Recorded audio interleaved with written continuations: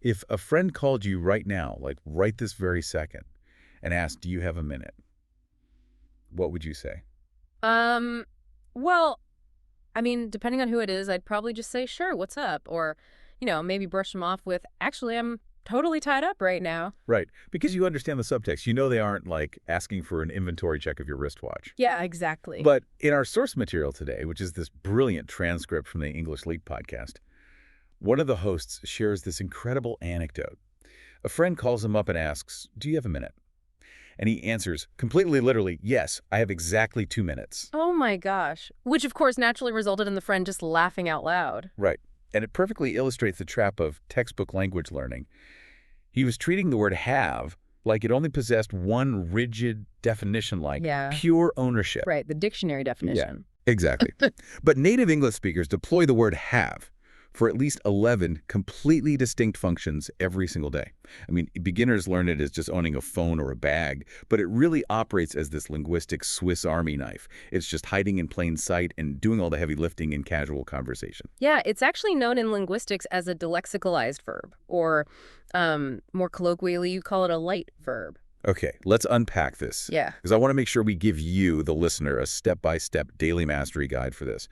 We are going to look at how to intuitively swap this little word into your everyday conversations so you sound less like a textbook and vastly more natural. But first, what exactly do you mean by a dilexicalized verb? Right. So it means the verb itself has been emptied out of its literal meaning. It becomes a hollow vessel. A hollow vessel. Yeah. Instead of the verb describing the action is shifted almost entirely onto the noun that follows it. So think of have as a blank canvas, or even just a tray that simply carries the noun over to the listener. Oh, wow. That makes so much sense. You don't need a heavy specific verb if the noun is doing all the descriptive work anyway. Exactly. And this phenomenon starts the literal second you wake up. Let's trace the typical morning routine. You roll out of bed, you head to the kitchen. Mm-hmm.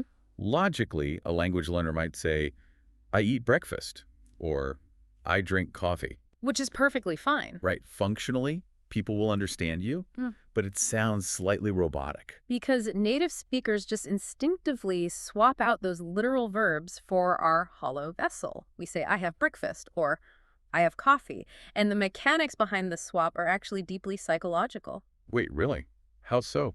Well, if I use the literal verb eat or drink, I am drawing immediate attention to the biological mechanical function of consuming calories. Oh, yeah, it sounds sterile. If I look at you and say, drink tea, Yeah. it sounds like a medical command.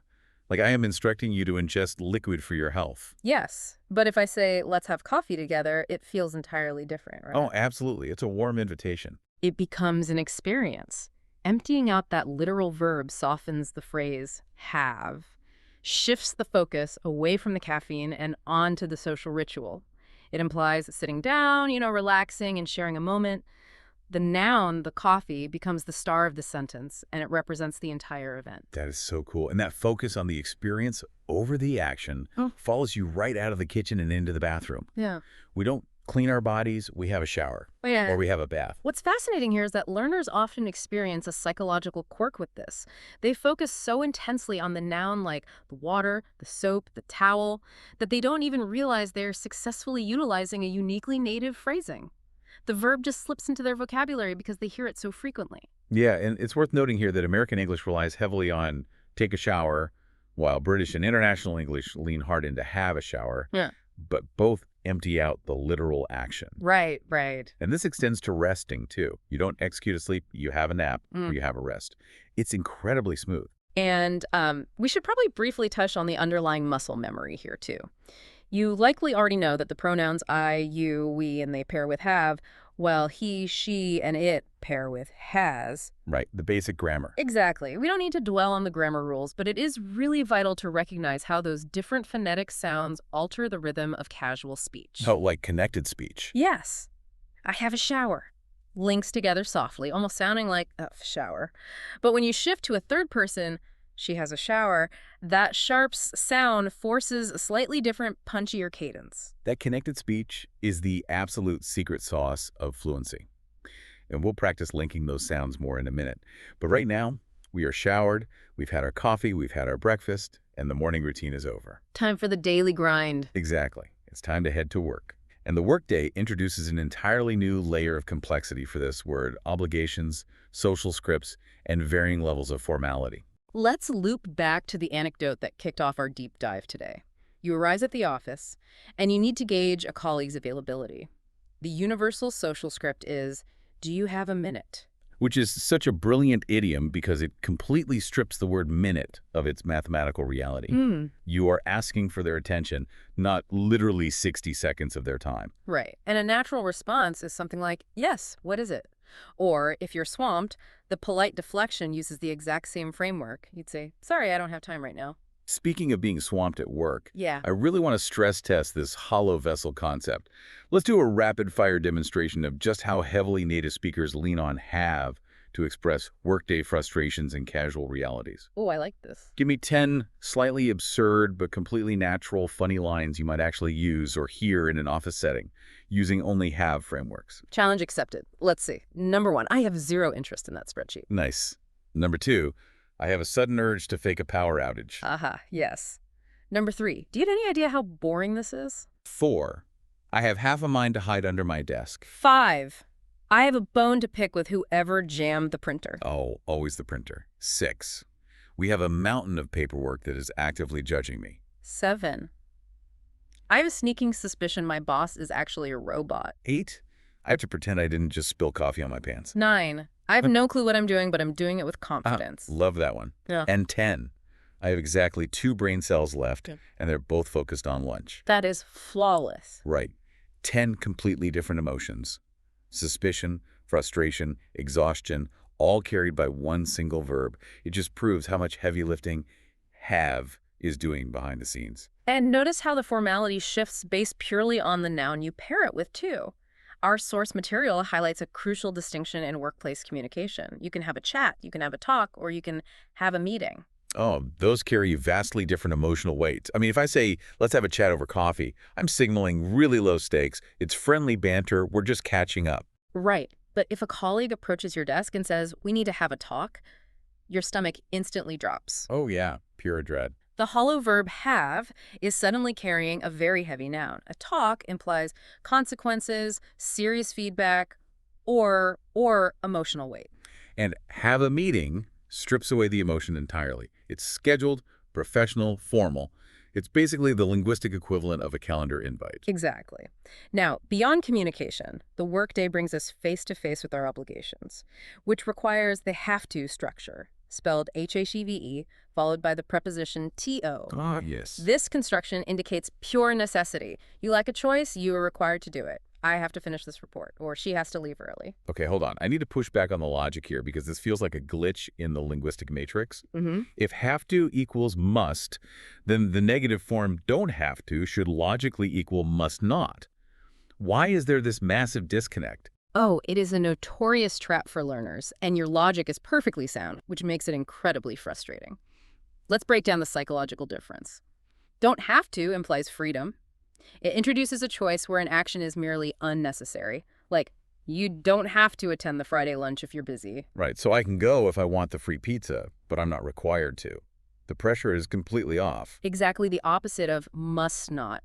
Must not implies a strict, unforgiving rule. You must not wear jeans to the board meeting. That is a staggering difference in tone. You don't have to come in on Saturday, is the mark of a great manager. You must not come in on Saturday. Sounds like there is a biohazard leak in the building. Yes, which is why relying on the don't have to structure is so vital for smoothing out workplace relationships. It allows you to give people an out without sounding like a dictator. Makes total sense. But inevitably, all those serious talks, strict rules, and scheduled meetings take a physical toll. Not every day goes smoothly.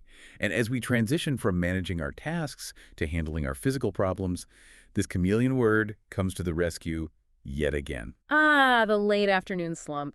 We rely heavily on have to describe health issues and physical ailments. You say, I have a cold, I have a headache, or he has a fever. Here is a fascinating psychological quirk I've noticed with people mastering English.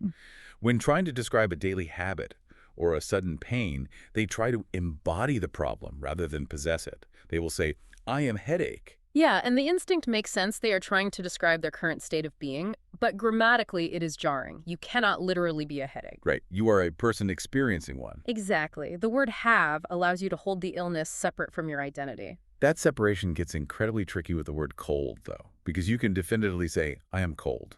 But that is functionally miles away from saying, I have a cold. Yes, this is a vital distinction in descriptive speech. I am cold describes your external physical environment interacting with your body temperature. So if you say, I am cold, the logical response from a friend is, here, put on my jacket, or let me turn up the heat. It's an environmental problem. Huh. But I have a cold means your immune system is compromised with a virus. Precisely. The response to I have a cold is go home, get some rest, and take some medicine. One requires a sweater, the other requires a pharmacy. So remember, for internal health problems, you hold them in your hollow vessel. You have them. Thankfully, it's not all bad news. Sometimes the bumps in the road aren't illnesses. They're just moments of hesitation, anxiety, or a lack of confidence. And this is perhaps the warmest application of the word. We use it to gently push people forward. Encouragement. When a friend or colleague is hesitant to try something new, native speakers deploy phrases like have a look, have a try, or have a go. Like, just have a go. Don't worry if it's not perfect. If we connect this to the bigger picture, phrases like have a go function as a crucial social lubricant. They are specifically designed to disarm anxiety. Compare it to the literal alternative. If someone is nervous about a new software program, shouting, try it, feels aggressive. It's a command. And it raises the stakes immediately. But have a try invites them to experience it, much like have a coffee. It implies that the attempt itself is a small, contained, safe object they can just hold for a moment. It softens the world and builds confidence. It really does lower the temperature of the room. Okay, we have conquered the daily grind. We've navigated morning routines, workplace obligations, physical ailments, and social encouragement. Now let's put this into practice. We're going to do a short role-play exercise for everyone listening. Oh, this is great. The source material includes a brilliant rapid-fire dialogue that strings these uses together perfectly. It's practically a masterclass in seeing the word in its natural habitat, blending seamlessly into fast-spoken sentences. We got to walk through this script. I'll read this scenario, and I want you, the listener, to really notice how we link the sounds together. Because in fast-spoken English, have to often morphs into hafta, and the H sound frequently gets dropped altogether, turning do you have a high into diava. Let's see if you can catch the rhythm. Ready? Ready. All right, here we go. Jake, do you have a minute? Yes, I just had a coffee. My colleague has a cold. She has to stay home. I have a meeting at 2 about her. I have to go alone. Have a look at your notes. You always have good ideas. I just need to have a little rest. Have a good meeting. Wow. It's staggering when you actually isolate the transcript like that. In a casual exchange lasting maybe 15 seconds, describing a completely mundane afternoon, that one short verb is deployed 11 times. And if you weren't actively hunting for it, it would be totally invisible. It doesn't sound repetitive at all. It just sounds like fluent natural English. Because the word is shape-shifting. In those 15 seconds, it acted as a time checker, a beverage consumer, a health descriptor, an obligation marker, an encourager, and a calendar scheduler. Here's where it gets really interesting, though. We've spent all this time unpacking the daily mundane tasks. Coffee, meetings, naps. But have isn't restricted to the small stuff. When we zoom out, we realize this exact same delexicalized verb marks the most monumental milestones of our entire lives. Ah, you're referring to the ultimate life event, having a baby. Yes. Think about how bizarre that is from an outsider's perspective. It is entirely unique. In English, we don't say we make a baby when referring to the actual birth, and we certainly don't get a baby. We have a baby, like my sister had a baby last week, or she's going to have a baby in June. The profound, life-altering event of giving birth is encapsulated in this same unassuming hollow vessel. It's mind-blowing. It connects the smallest possible inconvenience, like having a sore throat, to the biggest possible life event, having a child. It is the ultimate utility word. And its utility doesn't end there either. It's also the mechanism we use to bookend our social interactions. It is the absolute foundation of personal well wishes and social invitations. The art of saying goodbye. Exactly. Whenever you are ending a conversation, sending someone off on a trip, or closing out the workday, you use have to signal that you care about their future experience. You tell them to have fun at the party, or have a great time on your holiday, or have a lovely weekend. It is the absolute default formula for wishing someone well. You could technically say, enjoy your weekend, but have a great weekend, is woven into the very fabric of social etiquette. It's the polite closing bracket to almost every casual interaction in the English-speaking world. Which basically brings our daily mastery guide full circle. We started the morning by having a shower, and we end the week by telling our colleagues to have a good weekend. It's a perfect loop. Let's take a breath and recap the sheer scale of what we've covered today. We started by dismantling the myth that have just means to own a physical object. Right. We explored the concept of the light verb, that hollow tray that carries the noun. We saw how it shifts the focus from the biological mechanics of eating and drinking to the social experience of having a meal. We navigated the psychological landmines of the office, learning the scripts to check if someone has a minute.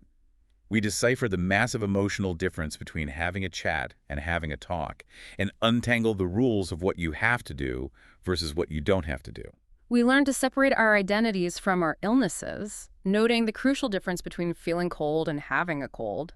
We used the word to offer gentle encouragement, and we saw how it expands to encompass massive life milestones and warm social goodbyes. So here is our challenge to you. The secret to unlocking real natural English fluency isn't memorizing conjugation charts. It's noticing these hidden patterns in the wild. Today, whether you are listening to a podcast, watching a film, or just eavesdropping on a conversation at a coffee shop, I want you to actively hunt for the word have. See if you can catch it functioning as a hollow vessel. Pay attention to how native speakers link the sounds, dropping consonants to make the sentence flow like water. Once you start noticing the architecture of the language, you will find it impossible to unhear. And more importantly, you'll start using it naturally yourself, absorbing the rhythm through exposure rather than memorization. But before we officially wrap up, I want to leave you with a lingering, slightly provocative thought. Today we spent all our time putting a microscope on have, a simple beginner-level vocabulary word that is secretly doing 11 different highly complex jobs right under our noses. It really does force a reevaluation of the basics. It completely does. If have is pulling off this kind of undercover heavy lifting, what other basic verbs are hiding a multitude of meanings? What is actually happening when native speakers use the word get, or take, or make? Oh, that is a massive linguistic rabbit hole. Exactly. It forces you to look at the vocabulary you think you've completely mastered and ask yourself, do you really know what it's doing behind the scenes? The next time you dismiss a word as too simple, take a closer look, because you might just find it is secretly running the entire conversation. A brilliant reminder that fluency isn't always about learning bigger words. It's about understanding the deep versatility of the small ones. Unlocking the power of the blank canvas. So I guess the only thing left to ask is, next time we do a deep dive, do you have a minute?